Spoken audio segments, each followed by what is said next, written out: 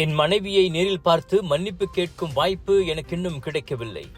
Johor Muar sessions நீதிமன்றத்தில் 46 வயது தோட்டக்காரர் நீதிபதியிடம் கூறிய வார்த்தைகள் அவை.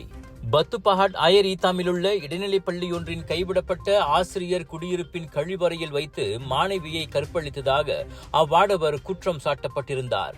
குற்றத்தை ஒப்புக்கொண்ட அந்நபருக்கு நீதிபதி 10 ஆண்டுகள் சிறை தண்டனையும் 5 பிரம்படிகளும் விதித்து தீர்ப்பளித்தார். பாதிக்கப்பட்ட மாணவியின் பள்ளியில் வேலை செய்து கொண்டே மாணவியின் வாழ்க்கையை சீர்குலைக்க எப்படி மனம் வந்தது? பாதுகாவலராக இருக்க வேண்டியவரே வேலியை மேயலாமா என தண்டனை வழங்கும் முன் நீதிபதி அந்நபரை கடிந்து கொண்டார். உங்களின் ஒரு சில நிமிட சுகத்துக்காக அப்பிள்ளையின் வாழ்க்கையே பாழாகிறது. வீட்டில் இருக்கும் மனைவி பிள்ளைகளை எண்ணி பார்க்க மாட்டீர்களா என்றும் நீதிபதி கேட்டார்.